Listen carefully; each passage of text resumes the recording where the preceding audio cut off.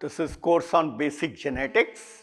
I am Jagat Kumar Roy and I was in Department of Zoology, Banaras Hindu University. This is week 8, second lecture. Once again, the topic remains anomalies in chromosome number, and we will talk about polyploidy. I'll be showing the chromosome. This picture I had shown earlier also, that the chromosomes contain DNA, or chromosomes are made up of DNA.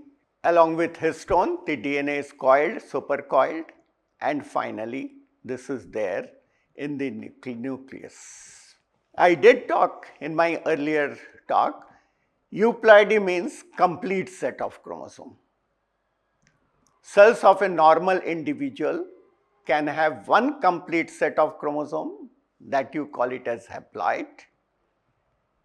That is 23 chromosomes in human coming from gamete of one parent, or two complete set of chromosomes, that is diploid.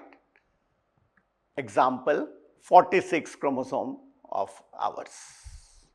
As studied in previous talk, the numerical anomaly was subdivided into two types: aneuploidy, that is incomplete set of chromosomes, and polyploidy, more than two sets of chromosomes. In this talk, we will mainly concentrate on polyploidy with a small consideration of monoploidy or haploidy. You can see the picture here. This shows 4 conditions in which complete set of chromosomes are present. This is haploid. Haploid is shown as N, that is one number of chromosome or one set of each chromosome. So this has 3 different chromosomes. This has been taken as an example that this individual has. The picture below shows 4 conditions in which complete set of chromosomes are present. The first one, this is this one. This is haploid, where we have only one chromosome, one set containing 3 chromosomes. This has been taken as an example. And this is called as haploid or monoploid. Such haploidy is found in male bees, male wasps, and ants. The question comes that how do they develop if they are haploid? Because they are due to fusion or due to one gamete only, that is the female gamete. It has not been fused with the male gamete. So how the development occurs? This process of development is called as parthenogenesis. That is, without diploidy, the haploid chromosome, a cell with haploid chromosome, is triggered to divide and form the organism. Then question comes, how do they form gamete? Because you have only one set, we are diploid, and our gametes are haploid. That is, only half the chromosome goes in a gamete. Here, half the chromosome cannot go in the gamete because they have only 3 different chromosomes, each one chromosome, no copy of any chromosome. These are 3 independent chromosomes. So they form gametes by mitotic division only. No meiosis occurs there. The second one you can see here. This is diploid. You can see each chromosome in 2 copies. The same chromosome which was in haploid, now each chromosome is in 2 copies. Most of the organisms, they have this kind of the conditions, plants as well as animals, both. Then let us come to the third condition. This is triploid, where each chromosome is in 3 copies. So you can see 3 copies. Each chromosome is in 3 copies. And then the fourth one is tetraploid. This is tetraploid, where each chromosome is in 4 copies. 1, 2, 3, 4. Each chromosome is in 4 copies. So both of this, where the chromosome set number is above 2, so that is why triploid, this is tetraploid. So these comes under polyploidy. There can be pentaploids, where each chromosome is in 5 copies, hexaploids, each chromosome is in 6 copies, and so on. 2 categories of polyploidy: autopolyploidy and allopolyploidy. Autopolyploidy. What do we mean by autopolyploidy? That is automatic ploidy or ploidy from the same type of chromosomes. No 2 other species involved.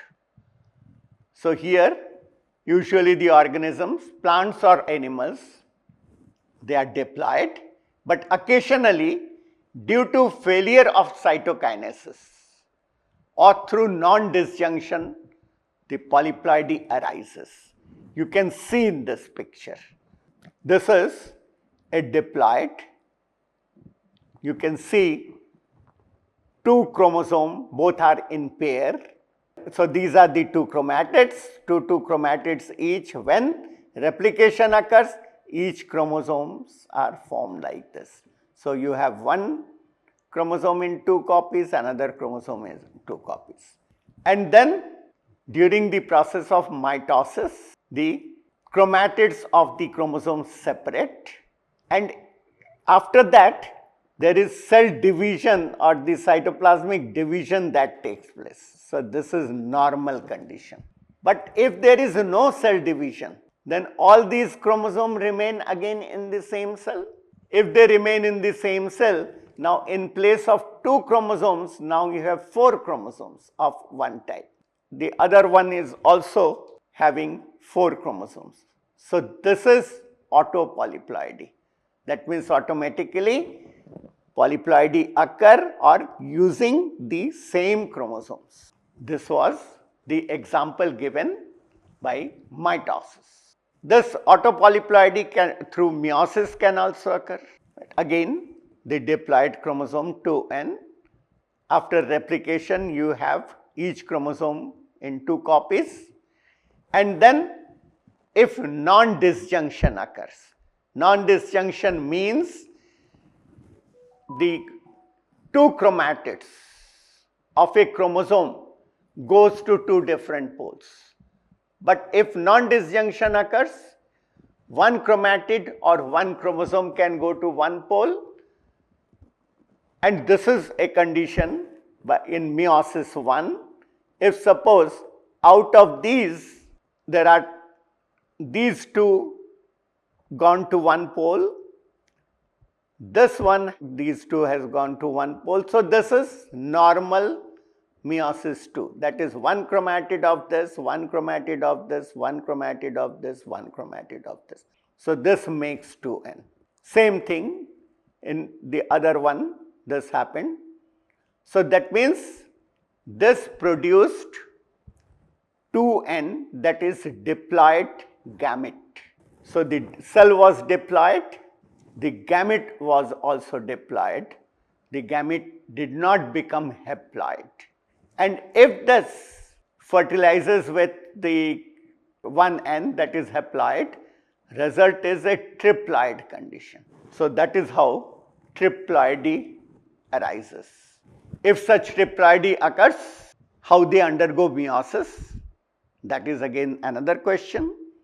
So this is a triploid cell where 3 chromosomes are there in place of 2 chromosomes. Now this is going for the meiosis division. In meiotic division 1, this is undergoing, and thus the 2 chromosomes have gone to 1 pole, 1 chromosome has gone to another pole. Because there are 3, if there were 4, 2 chromosomes would have gone to 1 pole, another 2 chromosomes had gone to 1 pole. But here what happened? The 2 chromosomes in one pole, 1 chromosome is in one pole. When anaphase 2 occurs, you have the gametes, the 2 chromatids. Imagine, initially we started with 3 chromosomes, 3 different chromosomes. This was a triploid cell. Now you got the gamete, this is 2n. That means 1 chromosome is missing here. Here you have 1n, that is the other chromosome is present. So this is one way. The second way, these 3 chromosomes they paired, because in meiosis pairing occurs. The 2 homologous chromosomes pair, because here you have 3 homologous chromosomes, they paired. After pairing, when separation occurs, it got separated into 2 chromosomes on one side, 1 chromosome on one side. So this is first meiosis. Then it goes to second meiosis. In first meiosis, the result is 1 chromosome is in one pole, 2 chromosomes are in one pole. So this produces 1n, that is haploid gamete. This produces 2n, that is diploid gamete. So again, this is the situation that if now you have a diploid gamete, you have another from another, you have a haploid gamete. So if they fuse, again there will be a triploid condition. The third way, this is the chromosomes, they all move to the same cell. So all 3 chromosomes, they are going to one cell. They have gone to one cell. The other cell is not having these chromosomes. That means the 3 homologs were there, all 3 homologs gone to one pole, the other chromosome, other cell is not having these 3 chromosomes. So this will produce triploid gamete, and this will produce the gamete which is not having these chromosomes, which will ultimately die. So there can be a situation where you have the haploid gamete, there can be a situation where you have a diploid gamete, there is a situation where you have triploid gamete. Some example of triploidy, triploid syndrome in human. That is one kind of syndrome that is found in human. Such fetus has various defects in organogenesis and such fetus die. So nature has made a situation that if there is some abnormality and if that abnormality is making something quite difficult, the individual perish, and thus in the nature such kind of situation you do not find. So here you can see each chromosome is in 3 copies. So this is the karyotype of this triploid. So in human, in most of the animal, the triploids do not survive. Only the diploids survive. In case of plant, the triploid can be made to survive, or some of them, they happily survive. Example is cultivated bananas are triploids. They are sterile, they are seedless, thus very nice to eat and thus commercially desirable. But this is achieved by crossing tetraploid and diploid plants. So that means again and again you have to make crosses, and the cultivar, you will make the cultivars, they will develop.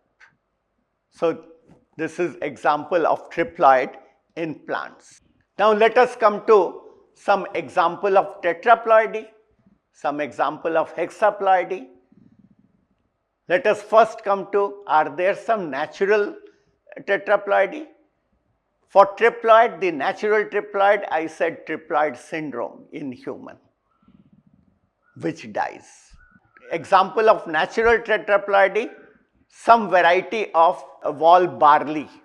This is Hordeum murinum, and some of the goldfish, they are tetraploids. These are natural. Natural example of hexaploidy, bread wheat, that is Triticum aestivum, hexaploid. Initially this was made. Now this has become a species and this propagates normally. Cultivars of banana, strawberry are also tetraploid. Sweet potato is an hexaploid. So these are some of the examples of tetraploid or hexaploid.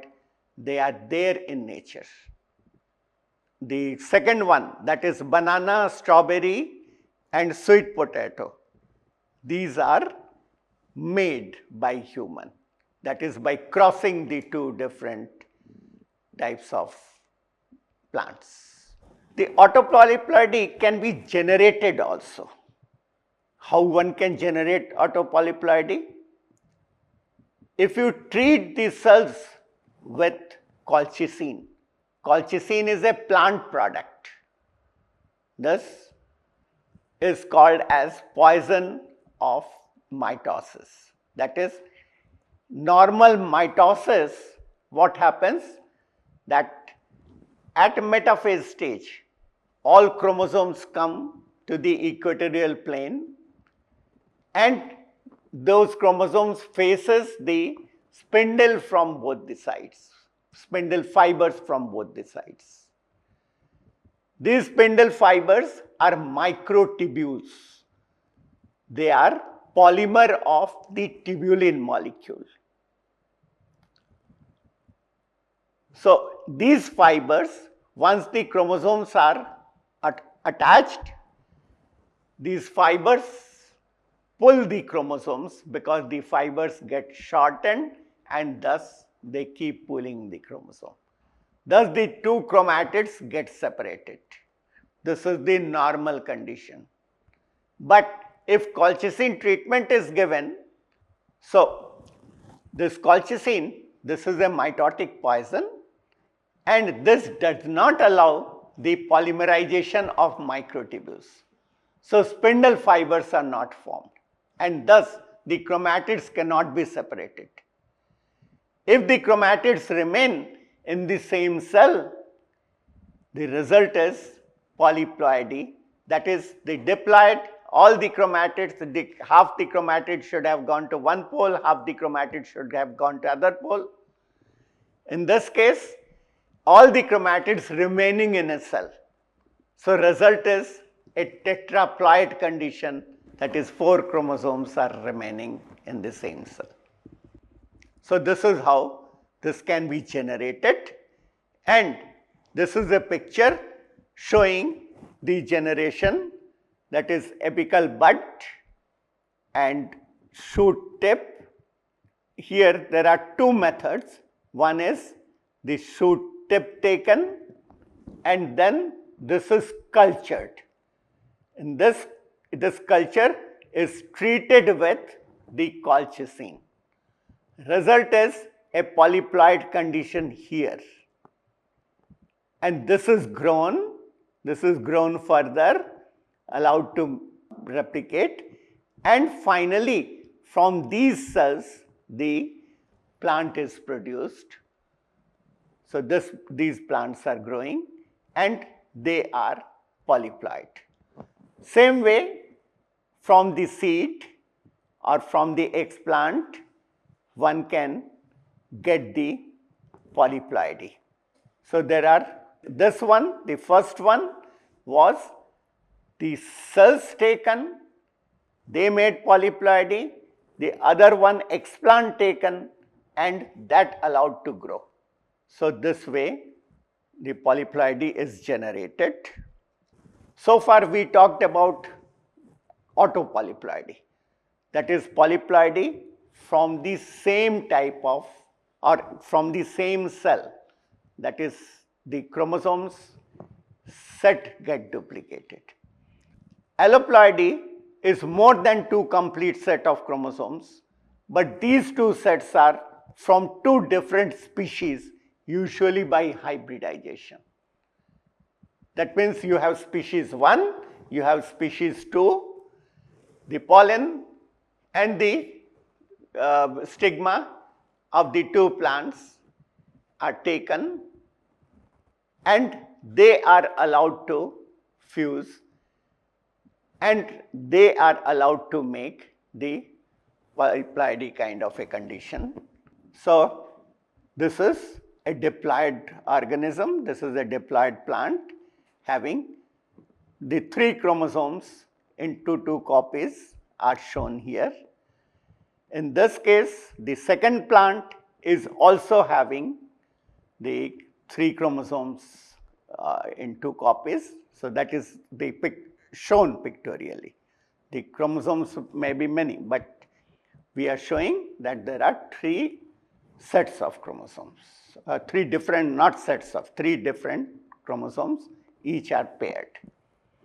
Now, when the gamete formation occurs, each chromosome, one chromosome will be there, that is the normal condition. When the gamete formation from the other one occurs, that also will be like this. And if these two are fused, result is you have 3 chromosome of this, you have 3 chromosome of this. So, you have now 6 chromosomes. And this is how you have generated, this is F1. Again, this will undergo gametogenesis. Now, because you have not the homologous chromosome, these chromosomes are not homologous chromosomes. So, their segregation will not be that one chromosome will go to one pole and its homolog will go to one pole.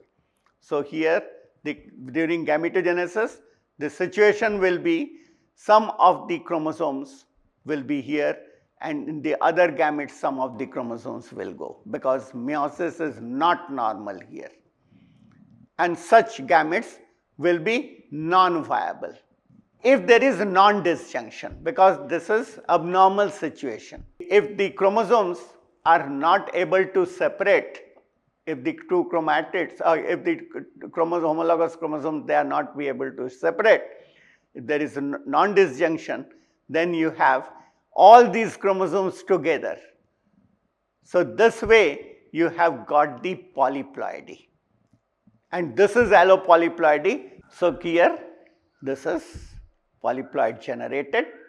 Best example is Raphanoblassica, a hybrid created by crossing radish, that is Raphanus, and cabbage, that is Brassica.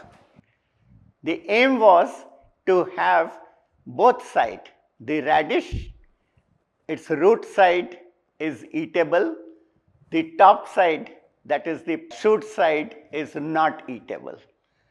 Now, if the shoot side is cabbage-like and root side is carrot-like, then both can be eaten. So, aiming that, Raphanoblassica was made, and that is having the both the sets. So, this is an example of tetraploid. Common wheat, Triticum aestivum, there is Gossypium, a species of cotton. So, all these are allotetraploids. So, with this I come to the activity and discussion questions. The questions I pose: do we find polyploidy in animal cells in general? If yes, give examples, and if not, discuss possible reasons. The second question is, are there certain tissues in animal cells that show a polyploid condition? The third question, if you have heard about polyteny, what are the differences between polyploidy and polyteny? So, discuss your answers in details. Thank you.